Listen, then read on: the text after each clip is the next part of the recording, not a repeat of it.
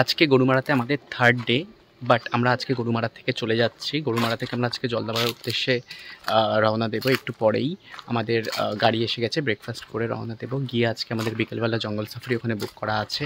তো সেখানে সেটা একটা রোমাঞ্চকর ব্যাপার। সেখানে কি হয়, কী দেখতে পাই না পাই, সেগুলো অবশ্যই সব কিছু শেয়ার করবো। তো দেখতে থাকুন। আপনাদেরকে বলা হয়নি যে কালকে রাতে আমরা কি খেলাম। এখানে দুদিন হচ্ছে রাতে আমরা মূলত খেয়েছিলাম গরুমারাতে যে রিসর্টটা রয়েছে। দুদিনের মধ্যে একদিন আমরা রুটি মাংস খেয়েছিলাম। রুটি মাংসটা আপনারা বললে সেই অনুযায়ী মাংস বানিয়ে দেবেন। সে আপনারা চিলি চিকেন খেতে চান, কষা মাংস খেতে চান, যাই খেতে চান, আপনারা যদি বলেন সেক্ষেত্রে কিন্তু সেই অ্যাকর্ডিং তারা বানিয়ে দেবে। আর কালকে রাতে আমরা খেয়েছিলাম ফ্রাইড রাইস আর চিকেন কষা আর মিষ্টি। এটা হচ্ছে রাতের ছিল। আর দুপুরেরটা আমরা খেয়েছিলাম একটা রাস্তার মাঝখানে একটা জায়গায় রেস্টুরেন্ট থেকে। তো সেটা হচ্ছে খাবার দাবার আপনার সাথে কিন্তু শেয়ার করেছি অলরেডি। তো সেটা আপনারা দেখে নেবেন সেখানে কী কী খাওয়া ছিল। খাওয়া দাওয়া ওভারঅল কিন্তু খুব সুন্দর এখানে। তো সামনে আপনারা দেখতে পাচ্ছেন রিসর্টটার সামনে যে চা বাগানে আমরা ছিলাম, সেই চা বাগানেই কিন্তু এখন চা তোলার কাজ শুরু হয়েছে। চা বাগানের কর্মীরা সেখানে এসেছে, অনেক গাড়ি টাড়ি এসেছে। চা বাগান কিন্তু চা তোলার কাজ এখানে চলছে।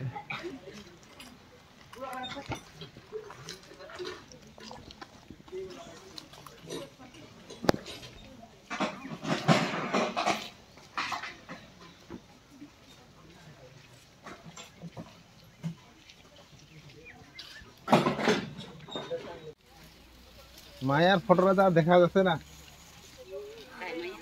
মায়া মায়া তোর ফটো, মায়া তোর ফটোটা দেখ, খুব ভালো হয়েছে দেখ মায়া। হ্যাঁ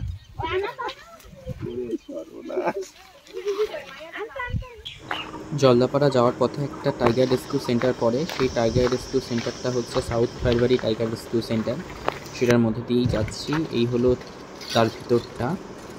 প্রচুর গাছগাছালি, প্রচুর সবুজ রয়েছে এর মধ্যে, আর অনেক কিছু দেখারও রয়েছে।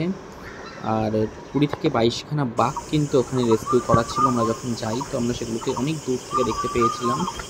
তো এটা একটা আলাদা রকমের এক্সপিরিয়েন্স। তো যারা জলদাপাড়া যাবেন তারা এই রেস্কিউ সেন্টারে যেতে পারেন। আর পারলে যদি আপনার ভাগ্য ভালো থাকে সেক্ষেত্রে আপনারা টাইগারও কিন্তু ওখানে দেখতে পারেন। অবশ্যই খাঁচা এবং দিয়ে রেস্কিউ করা টাইগার।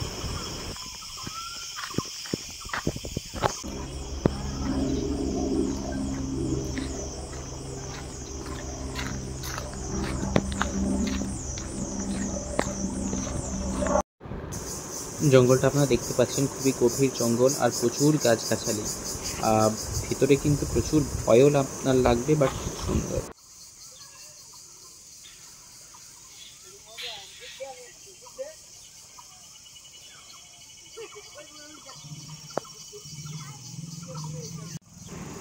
এই জলটা এত পরিষ্কার ছিল, পুরো ক্রিস্টাল ক্লিয়ার। এর ভিতরে ছিল, এমনকি মাছে চড়ছে এদিক ওদিক। সেটা হয়তো ভিডিওতে ভালো করে বোঝা যাচ্ছে না, বাট ওটা সামনে থেকে সম্পূর্ণটা দেখা যাচ্ছিল। ভিতরে যে সমস্ত গাছপালা ছিল যে হয় জলাশয়ের মধ্যে, সেগুলো ক্লিয়ারলি দেখা যাচ্ছে। টাইগার রেস্কিউ সেন্টারটা দেখার পরেই আমরা তাড়াতাড়ি চলে যাই আমাদের রিসর্টে, জলদাপাড়া রিসর্ট, যেটার নাম ছিল আকাশিয়া রিসর্ট। সেখানে খুব তাড়াতাড়ি লাঞ্চ করে আমরা কিন্তু বেরিয়ে পড়ি। আমাদের টাইমিং যেটা ছিল জঙ্গল সাফারির জন্য সেটা হচ্ছে 4:30 থেকে 5টা। তো এই জিপটা নিয়ে আমরা গাইড আর একটা গাড়ির ড্রাইভার ছিল।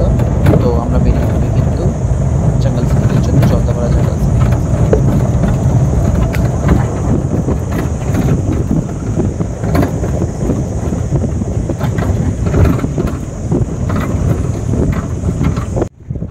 যেহেতু আমরা বিকেলের স্লট নিয়েছিলাম সেহেতু কিন্তু সানসেট দেখার সময় হয়েছিল, সন্ধে হয়ে এসেছিলো। আমরা ওরকম যাচ্ছিলাম সামনের গাড়িগুলোতে, আপনারা দেখতে পাচ্ছেন যেরকম যাচ্ছে। আমাদের গাড়িতেও কিন্তু আমরা ওরকমভাবে দাঁড়িয়ে দাঁড়িয়ে দেখে যাচ্ছিলাম।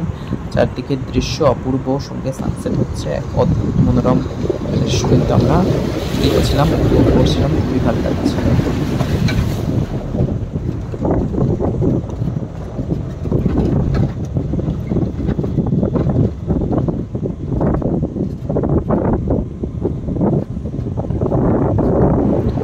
যারা এই স্লটটা বুক করবেন, অর্থাৎ 4:30 থেকে 5:30 সাফারি স্লট, তারপরে কিন্তু তাদের জন্য একটা complimentary tribal dance, Garo tribal dance কিন্তু থাকে। সেটা হচ্ছে 5:30 থেকে শুরু হয়। এই যে হচ্ছে 5:30 থেকে 6টা পর্যন্ত 5 রকমের ডান্স প্রোগ্রাম কিন্তু আপনারা উপভোগ করতে পারবেন। শুধুমাত্র এই স্লটটা যারা নেবেন তারা কিন্তু এটা দেখতে পাবেন।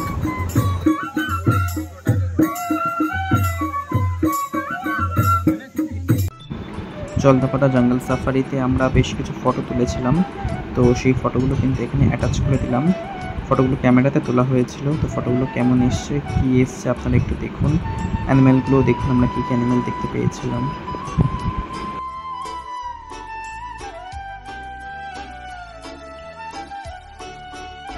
ট্রাইবাল ডান্সটা শেষ হওয়ার সাথে সাথেই কিন্তু আমাদের ডে 3 শেষ হয় এবং আমরা জলদাপাড়া রিসর্টে ফিরে আসি।